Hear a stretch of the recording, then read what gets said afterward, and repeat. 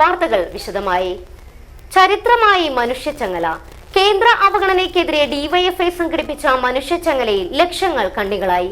മനുഷ്യച്ചങ്ങലയിൽ കാസർകോട്ട് ഡിവൈഎഫ്ഐ ദേശീയ president A റഹീം ആദ്യ കണ്ണിയായി.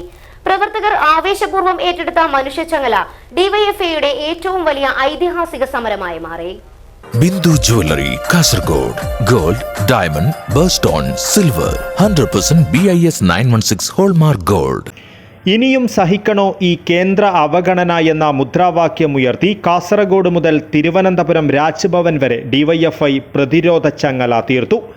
റെയിൽവേ യാത്രാ ദുരിതം, കേന്ദ്രത്തിന്റെ നിയമന നിരോധനം, സംസ്ഥാനത്തിനെതിരെയുള്ള സാമ്പത്തിക ഉപരോധം എന്നിവയിൽ പ്രതിഷേധിച്ചായിരുന്നു ഡിവൈഎഫ്ഐയുടെ മഹാസമരം.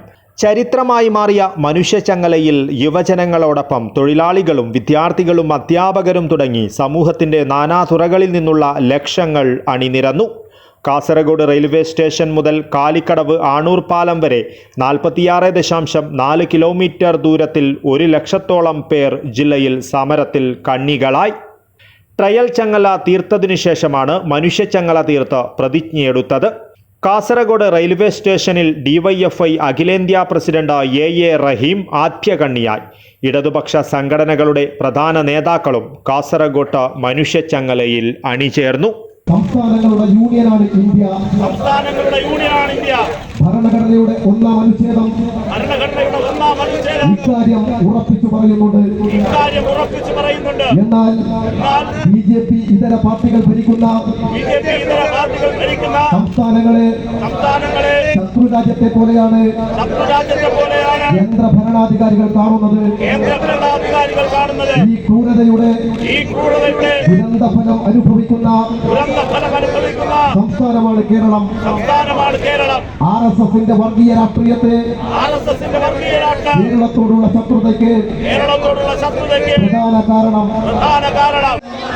സോഷ്യലിസ്റ്റ് മതേതര ജനാധിപത്യ മുന്നണിയിൽ അണിചേരുക എന്നത് നീയും കടമയുമാണ്.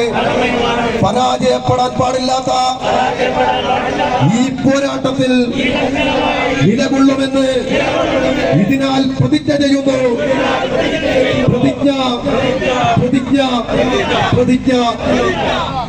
ഇൻകുലാബ് സിന്ദാബാദ്. മനുഷ്യച്ചങ്ങല സിന്ദാബാദ്.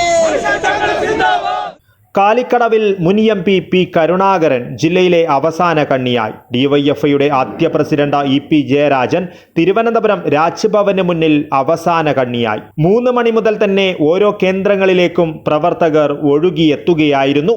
പലയിടങ്ങളിലും പ്രവർത്തകരുടെ വലിയ തിരക്ക് തന്നെ അനുഭവപ്പെട്ടു. ഗതാഗത പ്രശ്നങ്ങൾ പരിഹരിക്കുവാൻ എല്ലായിടങ്ങളിലും പോലീസ് സംവിധാനവും ഒരുക്കിയിരുന്നു. പ്രവർത്തകർ ആവേശപൂർവ്വം ഏറ്റെടുത്ത മനുഷ്യച്ചങ്ങല അക്ഷരാർത്ഥത്തിൽ ഡിവൈഎഫ്ഐയുടെ ഏറ്റവും വലിയ ഐതിഹാസിക സമരമായി മാറി. News bureau, Kasaragod.